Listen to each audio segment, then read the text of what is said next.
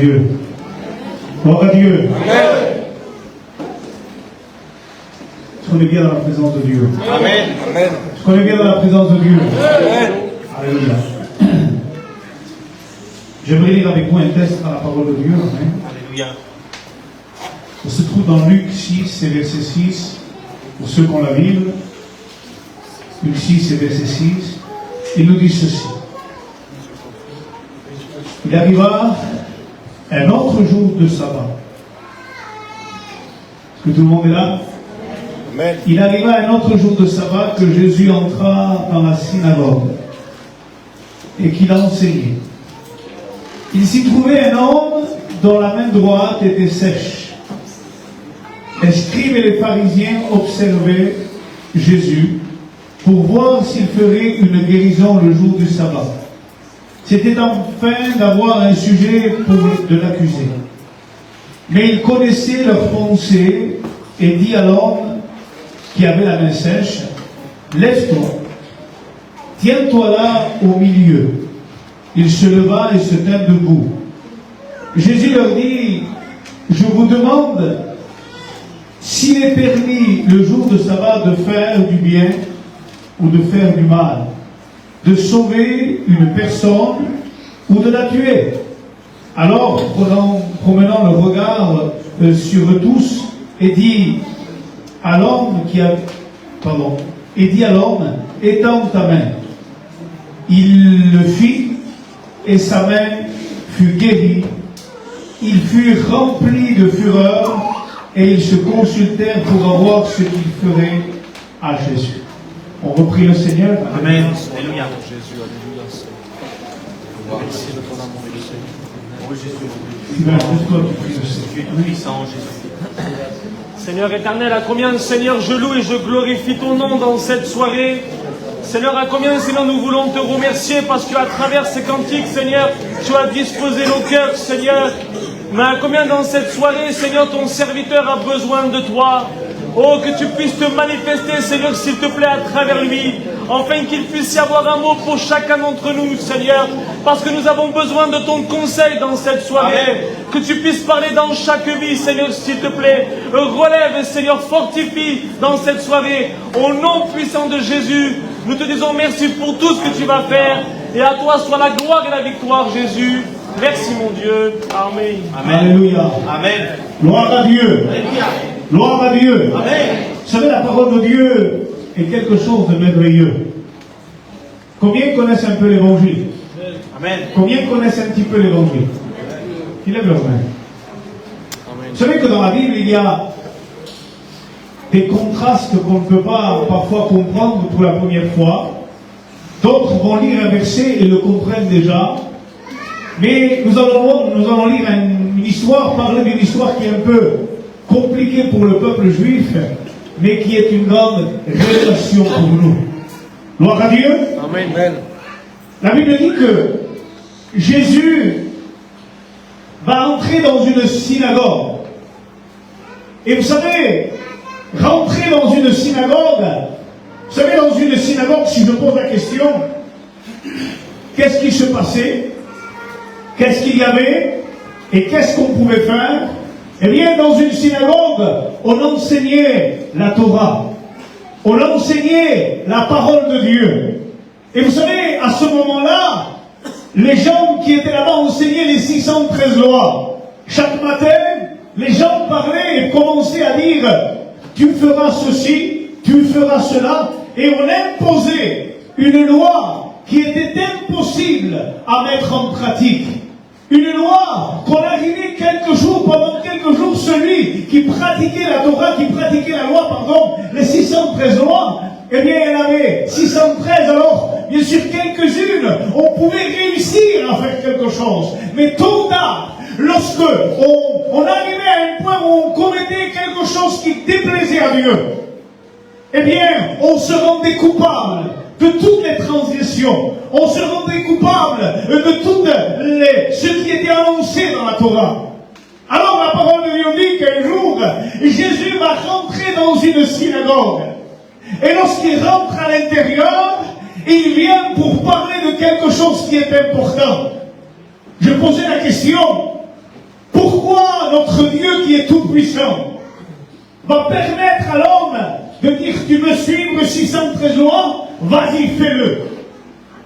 Tout en sachant que l'homme était incapable de pratiquer la loi. Il y a des choses dans la Bible que les hommes ont commencé à écrire. Il y a des lois humaines, des lois qui ont été écrites. Et Dieu va laisser faire l'homme. Vas-y, continue, fais-le. Dieu était en train de montrer quelque chose. Et l'homme est en train de vivre cette loi, en train de la pratiquer. On en pratique 1, 2, 3, 10, 20, 60. Et il arrive à la 61e et il ne réussit pas. Il se rend coupable de tout le reste. L'homme était incapable de pratiquer la loi. L'homme était incapable d'accomplir quoi que ce soit. Alors la parole de Dieu nous dit que Dieu va les laisser faire. Pourquoi Dieu, un Dieu si grand, permet que l'homme ne réussisse pas dans quelque chose? Pourquoi le Dieu Tout-Puissant permet que l'homme n'arrive pas à accomplir? Eh bien, Dieu voulait dire quelque chose. Dieu voulait donner une leçon à l'homme, à l'humanité. Il voulait lui dire ceci. Tu pourras faire tous les efforts que tu veux. Tu pourras essayer de toucher le ciel. Tu pourras vivre comme tu veux. Mais laisse-moi te dire que si le Sauveur ne vient pas à toi, si Jésus ne vient pas à ton secours, toutes tes qualités, toutes tes raisons, toute ta force, toute ta puissance ne te permettra pas d'accomplir la loi de Dieu. La loi de Dieu, elle se vit simplement qu'avec une chose. La justice de Dieu, elle se vit simplement qu'avec une chose. Lorsqu'on accepte Jésus dans notre vie. Il est notre salut. Il est notre force. Alléluia. Alors bien sûr, la Bible dit que c'était un autre sabbat. Cet homme qui était là, il y avait un homme dans une synagogue. Il rentre à l'intérieur. Mais avant de continuer, j'aimerais qu'on ferme les yeux. Avant de continuer dans le message, j'aimerais qu'on prie le Seigneur. Alléluia. On l'a dit aujourd'hui. Gloria a Dios. Cuando dices, Dios Padre, que merci pour Padre Dieu, Seigneur, que tu as vu ton règne particulier. Padre, venez la parole, Seigneur, parle-nous ce soir. Nous avons besoin de ta parole, au nom de toi et Jésus. Bénis-nous que nous sommes, Padre. Porte-nous, dispose le cœur à recevoir tes conseils, ta parole, car tu es dit. Merci Père. Amen. Alléluia. Alléluia. Amen. Jésus rentre dans une synagogue. Lorsqu'il rentre à l'intérieur, il voit ce qu'il y a déjà établi. Est-ce que vous êtes là ce soir? Il voit déjà des choses qui sont établies. Il voit des hommes qui sont assis, des femmes qui sont au fond. Il y a une séparation qui est là, dans la même tradition, tout est là, les gens sont là, on va commencer à enseigner, à chanter. Mais même que les gens sont en train d'adorer, même que les gens sont en train de chanter, même que les gens sont en train de parler de la Torah, il y a un esprit de religiosité qui est en train de planer dans la synagogue. Il y a un esprit de religiosité qui est en train de planer dans la synagogue. Et dans cet esprit de religiosité, il y a l'esprit de la mort. L'esprit de la mort spirituelle qui est en train de planer. Les gens sont là, sont en train d'écouter la parole de Dieu, mais il y a un mur devant eux. Ils ne comprennent rien. Leurs yeux sont fermés. Il n'y a pas la vie qu'il y a en eux. Il n'y a rien qui se passe. Tout est religieux. À un moment précis, il faut se lever. À un moment précis, il faut s'asseoir. À un moment précis, il faut dire Amen. Il y a tout quelque chose qui est religieux totalement. Mais ce jour-là, le premier sabbat, c'est un sabbat où l'homme respecte une loi, où l'homme est soumis à une religion, où l'homme est soumis à un poids, à une difficulté. Même écouter la parole de Dieu devient un fardeau, devient quelque chose de difficile, malgré que la parole de Dieu est annoncée. Voici que la semaine se passe. Et lorsque la semaine se passe, la Bible dit que c'était un autre sabbat. Et je voudrais ce soir, alléluia, que tous ceux qui vivent dans une religiosité, tous ceux qui vivent dans un plan de fardeau, de difficulté, un plan d'esclavage, un plan qui n'arrive pas à sortir de l'état dans lequel ils sont, même si tu as écouté la parole de Dieu, même si tu as écouté les messages, mais que tu sens qu'il y a ce fardeau dans ta vie, ce poids qui est sur toi, cette lourdeur, cette difficulté, j'aimerais te dire ceci, ce soir, c'est un nouveau sabbat. Amen. C'est quelque chose de nouveau. Parce qu'aujourd'hui, alléluia, le Fils de Dieu, non pas la religion, non pas une prédication, non pas quelques amen et alléluia, non, le Fils de Dieu veut rentrer dans ta maison. Amen. La Bible nous dit ceci, écoutez bien, que lorsque la synagogue est là dans cette lourdeur, dans cette difficulté, le Fils de Dieu rentre à l'intérieur. Et lorsqu'il rentre dans un endroit, et il y a des personnes qui ont une vie, on le sent ce soir, une vie dans laquelle il y a une difficulté, on sent beaucoup de blocage, on sent un ciel fermé, on sent des personnes que lorsqu'elles prient, tu ne ressens rien. Ta prière est une prière religieuse, et ce que je dis, ce n'est pas la prédication, c'est que le Saint-Esprit est en train de me le dire. Il y a des personnes qui vivent dans un état où ils sentent une mort spirituelle, où la prière ne dépasse pas le toit. Laisse-moi te dire une chose. À l'intérieur de cette synagogue, il y avait des gardiens. Il y avait des pharisiens qui étaient là. Et qui voulaient garder les gens dans cette même fonction. Il y a des choses qui veulent te garder dans cette religiosité. On t'interdit de vivre le véritable évangile. On t'interdit de vivre la véritable communion avec Dieu. La parole de Dieu dit que lorsque Jésus rentre, les pharisiens sont en train de voir Jésus comme un ennemi. Pourquoi? Parce que lorsque lui rentre, la religion s'en va. Lorsque lui rentre, les chaînes se brisent. Lorsque lui rentre, la maison change d'attitude. Il y a une chose que tu dois savoir. Laisser Jésus rentrer, c'est laisser rentrer la vie. Laisser Jésus rentrer, c'est de transformer l'état dans lequel tu es. Alléluia. Laisser rentrer Jésus, c'est de devenir quelqu'un qui va contaminer ta famille. Amen.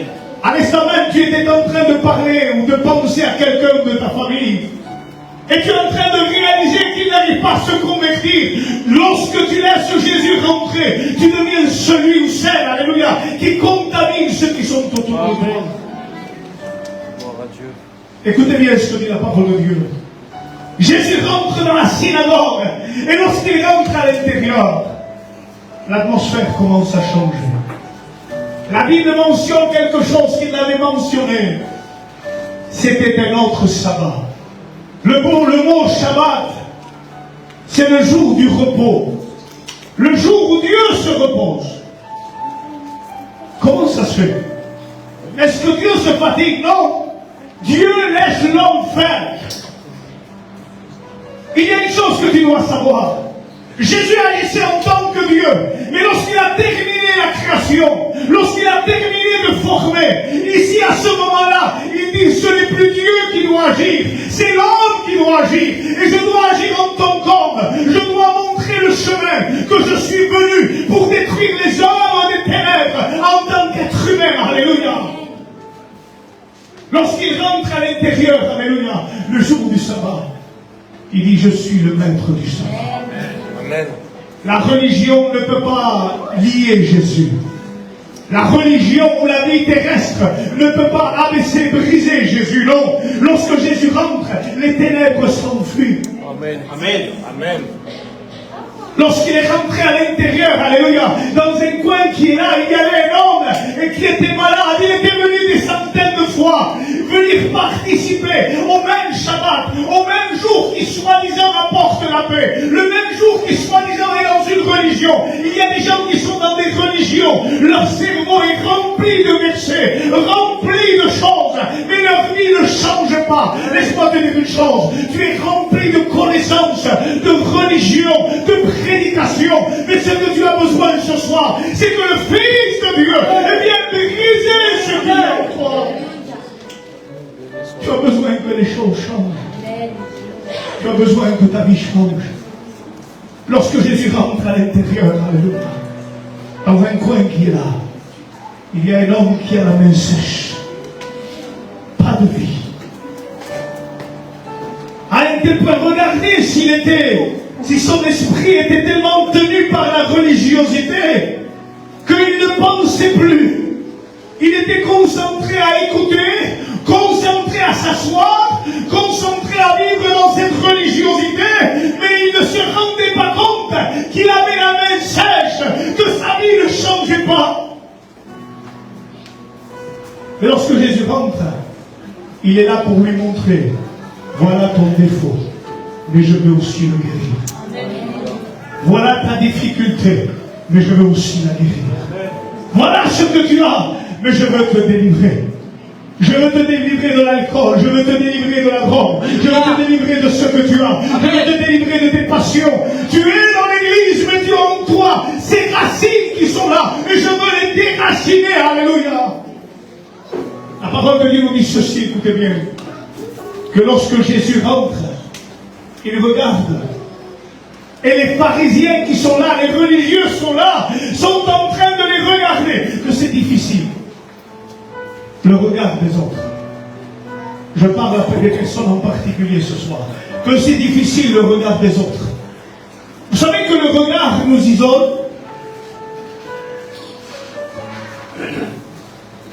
Le regard des gens nous isole. Lorsque les gens nous regardent, on se permet de ne plus aller à la réunion parce qu'on a peur d'être regardé. On n'ose plus parler aux gens parce qu'on a peur d'être regardé. Et notre vie est maintenue dans un état d'angoisse, dans un état de désespoir, dans un état dans lequel nous sommes. On ne peut pas s'en sortir.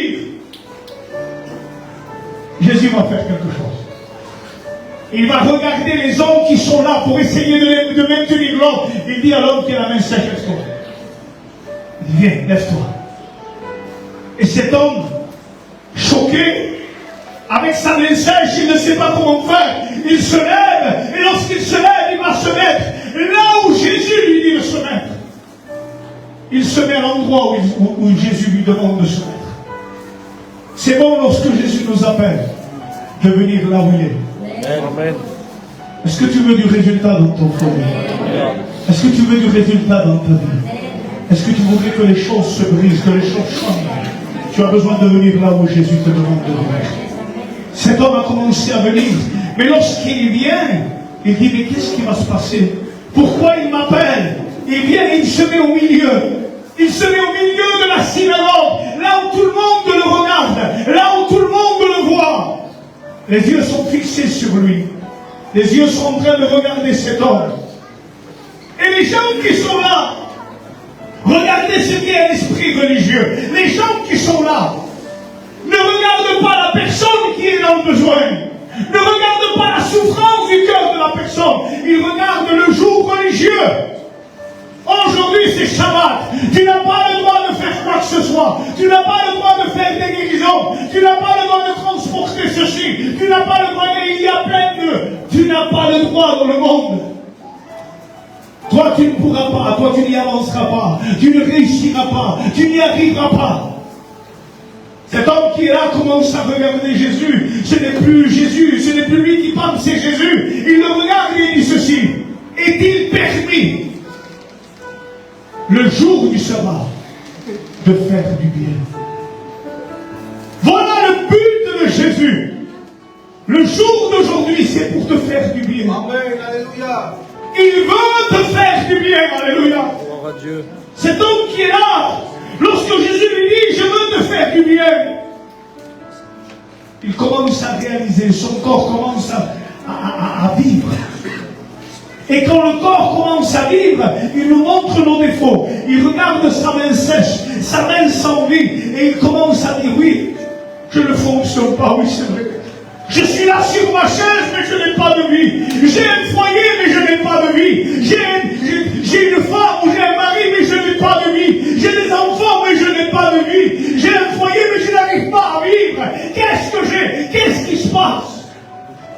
Le Saint-Esprit commence à agir en lui. Lorsqu'il le fait lever, il le met au milieu. Et il commence à lui dire, étends ta main. Étends ta main. Cet homme qui est là, vous savez, est en train de regarder Jésus. Il lui dit, mais je ne m'attendais pas à cela, moi. Je ne m'attendais pas à ce que tu me demandes une telle chose. Je croyais que tu m'allais me demander de prier, que tu allais me demander de réciter quelque chose. Jésus veut faire quelque chose. Il veut maintenant que tu ne récites plus. Il ne veut plus que tu sois religieux. Il veut que tu fonctionnes. Amen. Amen. Il veut que tu fonctionnes. Alléluia. Dieu a quelque chose de particulier pour toi. Dieu a une bénédiction pour toi. Et c'est là qu'on commence à faire quelque chose. Il entend les mots de Jésus. Et lorsqu'il entend les mots de Jésus, ça rentre dans son esprit. Étends ta main. Étends ta main. Et sa main est toujours paralysée. Le cœur commence à palpiter. Étends ta main. Ça rentre à l'intérieur, ça commence à fonctionner. Le corps commence à être visité par le Saint-Esprit. La chaleur du Saint-Esprit commence à rentrer dans sa main. Et l'homme, alléluia, l'homme parce qu'il voit Jésus, parce que ce n'est plus le même sabbat, c'est un jour à part, un jour de bénédiction pour lui. Il y a un jour de bénédiction pour toi, alléluia. Amen. Sa main commence à fonctionner. Peu par peu, elle commence à s'ouvrir. Alléluia. Commence à s'ouvrir. Le sang commence à passer par les veines. La main commence à fonctionner. Voilà ce que Jésus veut faire. Il veut que la vie rentre en toi et que tu commences à fonctionner. Gloire à Dieu. Il y a des personnes qui sont prisonniers de leurs pensées, prisonniers de leur état, prisonniers de leur vie. L'ennemi est en train de se moquer de toi. L'ennemi est en train de se moquer de toi. Il te tient captif. Et tu as besoin que Jésus vienne te libérer ce soir. Tu as besoin de fonctionner. Ce soir, on va briser les puissants des ténèbres. Ce soir, on va briser tous ceux qui sont captifs. Tous ceux qui sont tenus liés, alléluia, vont être libérés. De la même manière qu'il a dit à l'homme qui avait la main sèche, mets-toi au milieu. Ce soir, il est temps que tu sois au centre de ta vie, que tu sois au centre de la bénédiction, que tu sois au centre de la gloire de Dieu pour toi. On ferme nos yeux dans le respect. Alléluia. Amen.